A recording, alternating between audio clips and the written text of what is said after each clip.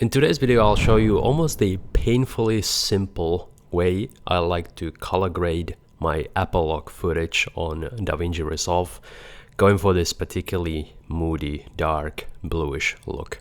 Now, I'm not a professional colorist by any means. DaVinci Resolve can be quite an intimidating software, so I like to keep things simple, and it's almost hilarious how simple this particular edit is. We only have 4 nodes here. Starting with the Apple log delogin LUT, simply making it Rec 709 footage. And then we simply have an exposure and a color node.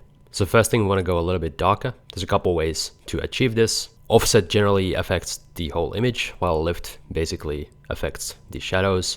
I've noticed that reducing the lift crushes the shadows in all different kind of screen types. Whereas with offset, for example, if you're editing with a Mac, but then look at the footage on an iPhone, there's more detail on the iPhone screen. So that's why I usually tend to prefer crushing the lift shadows for a darker image across the board. Again, not a professional, just something that I've noticed.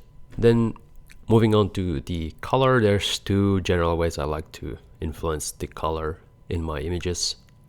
Because it's Apple log footage, we can basically get away with just changing the temperature. We can go Blade Runner 2049 yellow, or what I usually like to do, just a colder image. You could also do it with the lift part here in the shadows, but that makes the shadows a little muddier. Just comes down to preference. Again, this edit is painfully simple. We didn't really do all that much to the colors, but you can already see the image has transformed quite a lot, which of course has a lot to do with the scene itself. When I was shooting this, I knew exactly how I wanted to edit it, and it was partly helped by my preview LUTs that I was using on Blackmagic camera at the time. Moving on to the 4th node, this one is to add a little bit of grain and a film look. Personally, I'm using Dehancer. This is not a sponsored video, I just like the plugin, so we've added a little bit of grain halation and bloom on Dehancer, but you could also simply use the built-in grain on DaVinci Resolve, which pretty much is just as good and comes built in, especially in the newer version, which I've been too lazy to update to because I use Dehancer a lot. I mentioned I shoot with a preview LUT enabled, and again, the preview LUT aims to be pretty similar in tone to what I eventually like to edit to.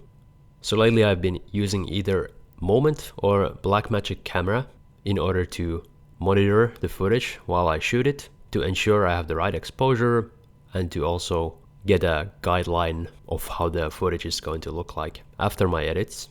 If you'd like to get one of those LUTs, or the LUT pack contains 4 different colors at the moment, you can check it out on my website. And if you enjoyed this video, check out this other video that is related on my channel. Thanks.